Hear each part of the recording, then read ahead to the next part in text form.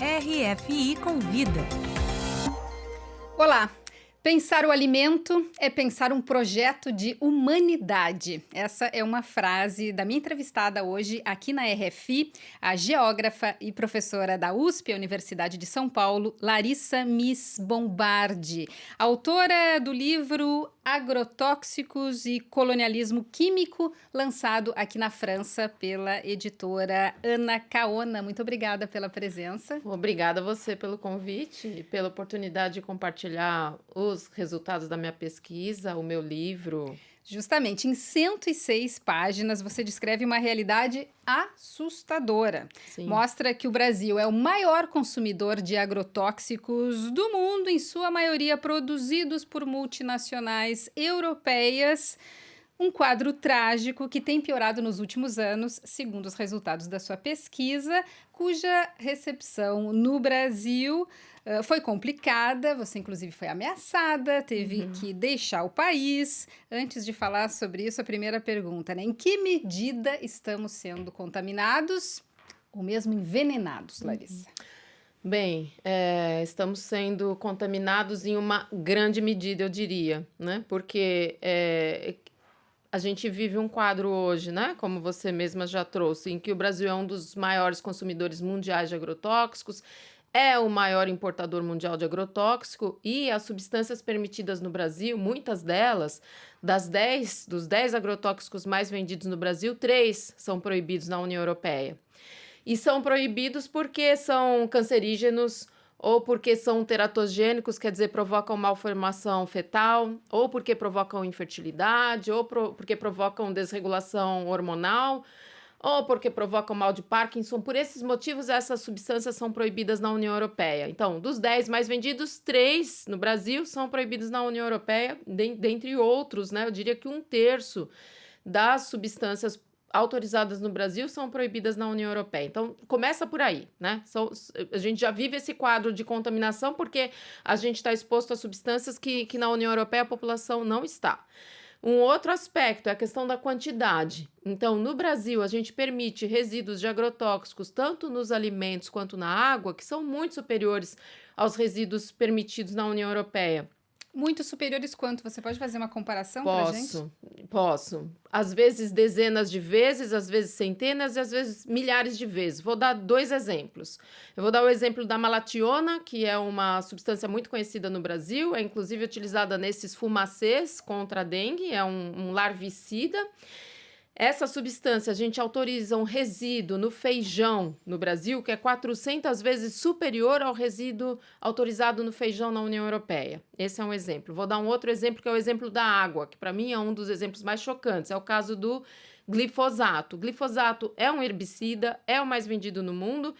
É o mais vendido no Brasil, assim, mas disparado na frente. Metade, eu diria, do volume dos 10, se a gente somar a quantidade dos 10 agrotóxicos mais vendidos no Brasil, desse volume, metade é de glifosato, que é uma substância considerada cancerígena, potencialmente cancerígena para seres humanos pela Organização Mundial da Saúde desde 2015, a gente autoriza um resíduo dessa substância na água potável, eu vou insistir, na água potável, 5.000 vezes superior do que o resíduo permitido na União Europeia.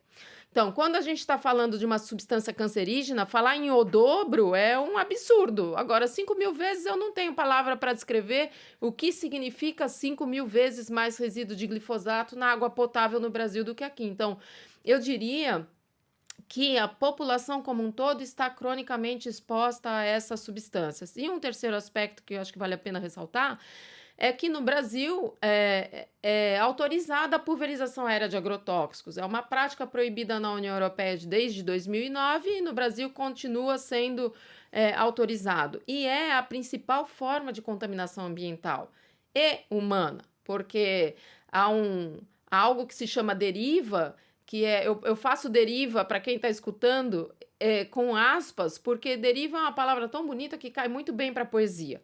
E, na verdade, deriva é a quantidade de agrotóxico que não atingiu a plantação e que digamos, foi à deriva, entende? Que saiu da área cultivada e foi atingir curso d'água, foi atingir escola, como a gente tem casos, foi atingir comunidades, pessoas, etc. Então, chuva de agrotóxico é um termo que no Brasil a gente conhece. Eu mesma já entrevistei diversos camponeses que disseram: a gente tomou uma chuva, a gente tomou um banho de agrotóxico. Então, é um quadro grave, catastrófico, eu diria, esse da exposição a agrotóxicos no país. E aqui no seu livro você mostra mapas onde há mais incorrência desse uso. E você fala desse colonialismo químico, que diz que não é diferente de um colonialismo econômico. Que é esse colonialismo químico? Se a gente for pensar na nossa história, né, na história da nossa formação territorial, do Brasil, de outros países da América Latina, a gente teve essa história voltada para a Europa. Então, a gente teve um interesse europeu, naquele momento ainda não eram os Estados-nação como a gente conhece hoje, mas era um poder, o capitalismo que se iniciava e que se apropriava das riquezas naturais de uma forma violenta, como a gente sabe, com a expulsão dos povos indígenas, muitas vezes com aniquilamento, com o genocídio. Bem, então esse foi um mecanismo de enriquecimento disso que seria a sociedade moderna como a gente conhece hoje. E o que tem acontecido agora? Por que eu uso essa expressão colonialismo, que às vezes é tão forte? No tour de lançamento que eu fiz do livro aqui na França, em muitos lugares perguntaram: nossa, mas colonialismo não é uma palavra muito forte? Eu vou dizer: não, eu vou explicar por quê. Então, a União Europeia, por meio das suas empresas, ela controla mais de 1/3 da venda mundiais de agrotóxicos e vende substâncias não autorizadas no seu próprio território. Então, ela produz e vende substâncias que não são autorizadas aqui, para países como o Brasil, em que a regulação não é restritiva como aqui, não é tão restrita como aqui. Então, é como se a gente tivesse no século XVII, no século XVIII, em que havia escravidão. Obviamente, escravidão não era uma relação de trabalho admitida na Europa. A Europa estava há anos-luz disso, estava discutindo direitos já, em alguns momentos já direito dos trabalhadores, mas ela se beneficiava do comércio de pessoas escravizadas. Então, nos moldes, eu posso fazer essa comparação, né? Obviamente guardando as devidas diferenças históricas e geográficas, mas o que acontece é que a Europa se autoriza a continuar numa relação absolutamente assimétrica e esses países, por outro lado, se inserem na economia mundial de uma forma absolutamente subalterna, exportando grãos, algo sem nenhum valor agregado, entende? Que é a nossa próxima pergunta, porque você fala não só da dificuldade, né, desse modelo agroindustrial mundial que a gente tem hoje, a necessidade de mudança, mas você também contesta uma frase muito ouvida no Brasil, de que o Brasil é o celeiro do mundo. O Brasil não é celeiro nem de si mesmo. Por que eu vou dizer que o Brasil não é celeiro nem de si mesmo? Porque ano após ano a área agrícola aumenta, ano após ano as safras aumentam e ano após ano a fome aumenta também. Então, eu tenho insistido que a agricultura deixou de ser sinônimo de produção de alimentos. A palavra agricultura, ela traz em si esse aspecto humano, né? Essa beleza humana de fecundar a natureza. E ela trazia esse bem comum, essa potência de nutrição. E agora a agricultura deixou em grande medida, de ser sinônimo de alimentação humana. No Brasil, ela virou produção de commodities, que são mercadorias vendidas na Bolsa de Valores, por exemplo, é produção de agroenergia. E a fome aumentou. E não só a fome aumentou no Brasil, como ela é inclusive mais grave no meio rural. No meio urbano, cerca de 8% da população passa fome, no meio rural, cerca de 12%. Então, só para destacar bem essa frase, embora o Brasil seja campeão de grãos e maior exportador de soja e de grãos no mundo, esses produtos não são usados para alimentação, vão alimentar animais e criação. Exatamente. Na China ou outros países. China e União Europeia, em outros lugares do mundo, exatamente. Então, é uma situação trágica que a gente está usando uma terra que é finita para alimentar outras coisas que não a população brasileira, por exemplo. Inclusive, a área de soja, eucalipto, cana, por exemplo, elas aumentaram mais do que duplicaram nos últimos anos, e arroz, feijão, trigo e mandioca, os nossos 4 pilares, a área diminuiu. O Brasil importa feijão há 10 anos. E aí a gente tem que falar dos riscos, né? Porque com essa utilização aí de agrotóxicos, é a população brasileira que está expostas. Em 2015, o INCA, o Instituto Nacional do Câncer, publicou o seu primeiro posicionamento sobre agrotóxicos, ressaltando justamente os impactos nocivos à saúde humana e ambiental decorrente de exposição, né, a esses produtos químicos. É uma tragédia, como você diz, ambiental, social e financeira também, porque acaba custando caro depois tratar essas pessoas. E eu pergunto, dá para relacionar já diretamente o agrotóxico com tipos de câncer? Tem diversos estudos no mundo, mas no Brasil tem alguns bons estudos feitos já mostrando a conexão entre as áreas em que mais se utiliza agrotóxicos e a maior e uma quantidade maior de pessoas que desenvolveram câncer. Guardadas as proporções, quer dizer, taxas maiores de câncer nos municípios em que mais se consome agrotóxicos. Quais seriam as recomendações nesse momento para o Brasil? E ainda lembrando que, apesar desse quadro todo que você descreve, o país acabou de aprovar legislação em que facilita ainda mais o uso de agrotóxicos. Bom, enfim, exatamente, foi aprovado agora no Brasil um projeto de lei que ganhou a alcunha, o apelido de PL do veneno, justamente isso. O presidente Lula fez alguns vetos importantes. Eu diria que ainda não seriam suficientes, não atingem tudo que a gente quer, mas fez vetos importantes ao PL do veneno. Esses vetos foram agora, há poucos dias, né? Foi ser votado na Câmara, a Câmara derrubou. Então, nem os vetos que o presidente tinha feito se sustentaram. Então, é algo muito ruim. Então, justamente é um modelo que não sustenta a nossa sociedade como um todo. Há um estudo feito que para cada dólar gasto com agrotóxicos no Brasil, o sistema de saúde gasta $1,20. Então, do ponto de vista econômico, isso não se sustenta. Quem sustenta isso é a sociedade brasileira como um todo. Bom, a gente entende que talvez por causa do lobby agrícola no Rio Grande do Sul, a gente entende que que por causa do lobby no Brasil, essa tua pesquisa, ela, enfim, foi recebida com ressalvas, digamos assim, que acabaram resultando em ameaça. Conta isso pra gente. Olha, eu diria o seguinte, que enquanto eu estava publicando em português e me dirigindo ao público brasileiro, eu não sofri ameaças. Eu passei a sofrer as ameaças depois que meu atlas foi traduzido para o inglês e lançado na Europa. E foi muito impressionante, porque elas começaram assim que eu voltei ao Brasil.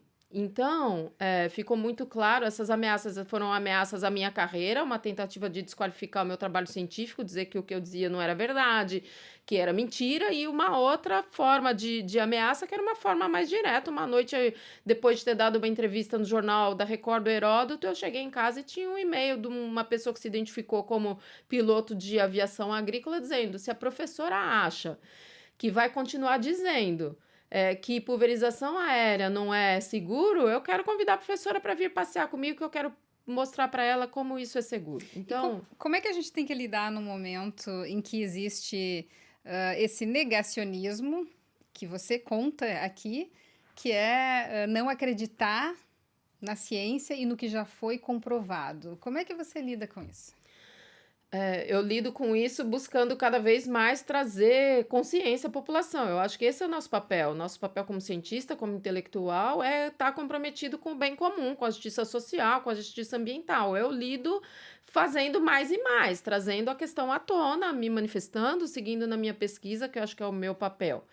É assim que eu lido, mas é algo grave. Lido também buscando influenciar políticas públicas, de dar o meu apoio na construção de políticas públicas e reconhecendo a importância que os movimentos sociais têm, que, por exemplo, a campanha contra os agrotóxicos e pela vida tem, que o Fórum Nacional de Combate aos Impactos de Agrotóxicos tem. A gente tem uma rede que cresce e se amplifica no Brasil muito, muito importante e que está trazendo o tema à tona.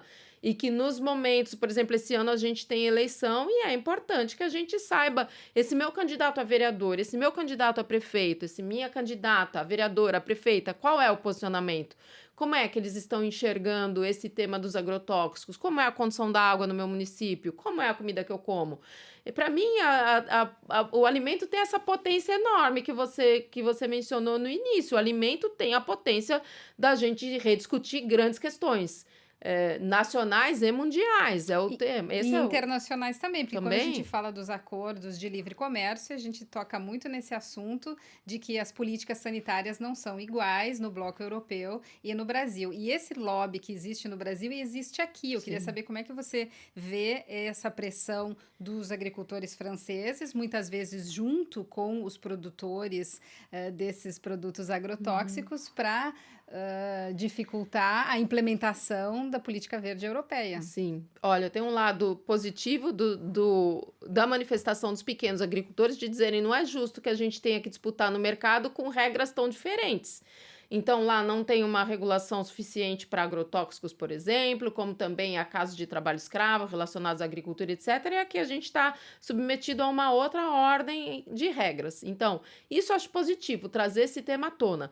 Agora, há um aspecto muito nefasto, eu diria, nessa movimentação dos agricultores, que justamente está associada a esse lobby das indústrias de agroquímicos, que é buscar a desregulação. Então, o que seria importante que a Europa, o papel da Europa, esse protagonismo, né? A Europa gosta de falar do seu protagonismo na Agenda 2030, então seria muito importante que isso seguisse. E, na verdade, a Europa está recuando. Então, os agricultores fizeram uma pressão enorme, né? Na França, acho que a França é o maior modelo, mas também na Bélgica, na Alemanha e outros países da Europa, para desregulamentar, quer dizer, para a União Europeia dar um passo atrás no Green Deal, no Acordo Verde. Isso é muito trágico. É trágico para as pessoas. Aliás, foram várias decisões muito ruins da União Europeia nos últimos meses. Primeiro, a renovação da licença do glifosato, uma fotografia do lobby dessas empresas, que, aliás, as empresas de agroquímicos estão entre as 10 que mais fazem lobby na União Europeia.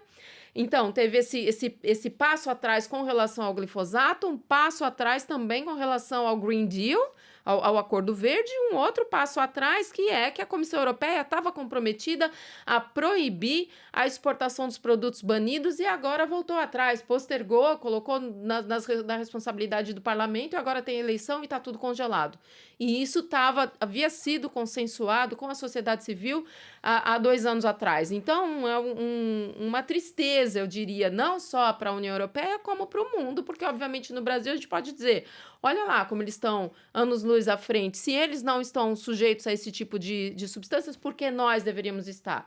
E aí que eu te pergunto, o Brasil ele poderia dar exemplo e qual seria a melhor atuação ou o papel ideal do Brasil nessa Olha, hora? seria eu coordeno uma aliança internacional que se chama IPSA, é uma sigla em inglês, que é Aliança Internacional para Padronizações de Agrotóxicos, que visa, no futuro, a eliminação programada dessas substâncias, mas que visa, a curto prazo, por exemplo, a proibição dos chamados HHPs, que é uma sigla em inglês para substâncias altamente tóxicas. Então, Brasil, a gente fez esse lançamento dessa aliança em Nova York, no encontro das Nações Unidas para a Água, em março de 2023, e entregamos na mão do Capobianco, que é o secretário executivo do Ministério do Meio Ambiente, nossa declaração, esperando que o Brasil possa ser, a gente espera esse protagonismo do Brasil, o Brasil pode ser o país a levar esse tema para as Nações Unidas, dizendo a gente precisa de uma nova convenção, a gente precisa de uma regulação internacional endereçada a agrotóxicos, porque a gente não tem isso. Então, A gente teve uma mudança de governo no Brasil, eu queria saber se mudou alguma coisa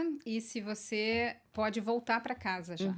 Algumas coisas mudaram, mas nada estrutural como nós gostaríamos que tivesse sido. Então, por exemplo, eu posso dizer, o Brasil retomou a política nacional de produção orgânica, o Brasil retomou a política de alimentação escolar, que é justamente possibilitar que as escolas públicas recebam alimentos produzidos de forma orgânica, de forma agroecológica. Então, isso é um avanço no mundo, uma coisa que o Brasil tem que exportar isso, sabe? O Brasil também relançou o programa de aquisição de alimentos alimentos, que promove que o governo compre diretamente dos camponeses, dos assentados, dos quilombolas, os alimentos que vão ser oferecidos desde escolas até outros centros, inclusive de saúde. Então, a gente tem por exemplo, o Ministério do Desenvolvimento Agrário está caminhando nessa direção, está mostrando esse comprometimento com a agricultura familiar, com a transição agroecológica, então a gente tem esse espaço para falar disso. Então, isso é uma conquista muito importante. Mas, obviamente, que as questões estruturais estão ainda por serem lidadas, eu diria. Mas isso te permite se sentir segura para retornar? Não, para retornar para casa, não. Eu penso que eu vou... E o que você acha disso, de correr risco por fazer uma pesquisa tão importante? É a fotografia desse colonialismo e da nossa colonialidade, eu diria, sabe? É um poder de uma classe que controla as terras no Brasil e que dita, inclusive, o que a ciência vai fazer ou não vai fazer. Então, mostra o quão arcaico é esse país que quer ser tão moderno. Eu acho trágico. Eu não sou um caso único, há outros pesquisadores também perseguidos no Brasil. E até a ciência, eu penso que a universidade ela está aqui em prol do bem comum, para isso nós estamos. Então, é trágico não só do ponto de vista pessoal, mas é um desserviço para o conhecimento. Bom, se você se interessou para saber como está a qualidade dos alimentos que consumimos no Brasil, então, Pesticidas, ou melhor, Agrotóxicos e Colonialismo Químico, o livro, então, da Larissa Mies Bombardi, a minha entrevistada de hoje. Parabéns e obrigada Eu por quem ter vindo aqui. agradeço. Muito obrigada.